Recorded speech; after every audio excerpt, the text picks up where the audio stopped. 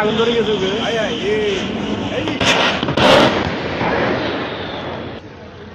আগুন ধরে গেছে আগুন ধরে গেছে আল্লাহ হারাইছে। দুর্ঘটনার কবলে বিমান বাহিনীর প্রশিক্ষণ যুদ্ধবিমান, আগুন লেগে পড়ল কর্ণফুলী নদীতে।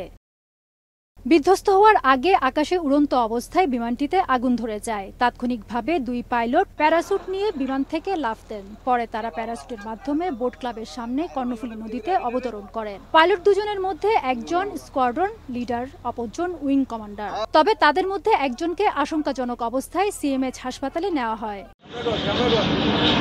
প্রত্যক্ষদর্শীরা জানান, বৃহস্পতিবার সকাল 10:30টায় চট্টগ্রাম জহুরুল হক বিমান ঘাঁটি থেকে বিমান বাহিনীর একটি YAK-130 প্রশিক্ষণ যুদ্ধ বিমান উড্ডয়ন করার পরপরই বোট ক্লাব এবং পতেঙ্গা কন্টেইনার টার্মিনালের মাঝামাঝি স্থান যাওয়ার পরে বিমানের পেছনে আগুন ধরে যায়। তবে এর আগে বিমানটি পতেঙ্গা টার্মিনালের আকাশে একবার চক্কর দেয়।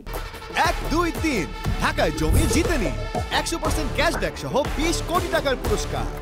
যারা পাইলট ছিল ওরা প্যারাশুট দিয়ে বাম দিয়ে বাহারে গেছে, বাহারে এরা পানিতে পড়ে গেছে।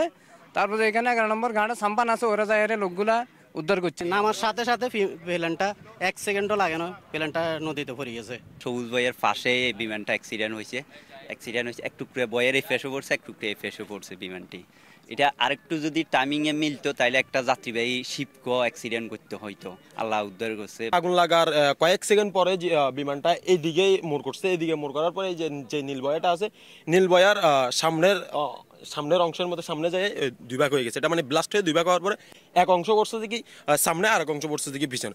আইসব্যাগ থেকে জানানো হয়, প্রশিক্ষণ বিমানটি যান্ত্রিক ত্রুটির কারণে চট্টগ্রামের পতেঙ্গায় দুর্ঘটনা ঘটে। এদিকে দুর্ঘটনার খবর পেয়ে বিমান বাহিনী, নৌবাহিনী এবং ফায়ার সার্ভিসের দলগুলো ছুটে এসে উদ্ধার তৎপরতা শুরু করে। বিধ্বস্ত বিমানটিকে খুঁজতে কর্ণফুলী নদীতে তল্লাশি চালালে দুর্ঘটনার কয়েক ঘন্টা পেরিয়ে গেলেও এখনো শনাক্ত করা হয়নি। এদিকে দুর্ঘটনার পর বন্দরের জাহাজ চলাচল কিছু সময়ের জন্য বন্ধ ছিল।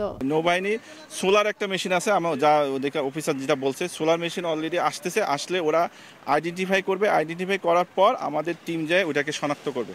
শনাক্ত করলে পরে ওনাদের প্রযুক্তি দিয়ে ওটা টাইনে নিয়ে চলে আসবে। দুর্ঘটনার পাশেই সার্জেন্ট জহুরুল হক বিমান ঘাঁটির অবস্থান। দুর্ঘটনা কবলিত বিমানটি সেখান থেকে উড়াল দিয়েছিল। ফেরদৌস লিপি, সময় সংবাদ, চট্টগ্রাম।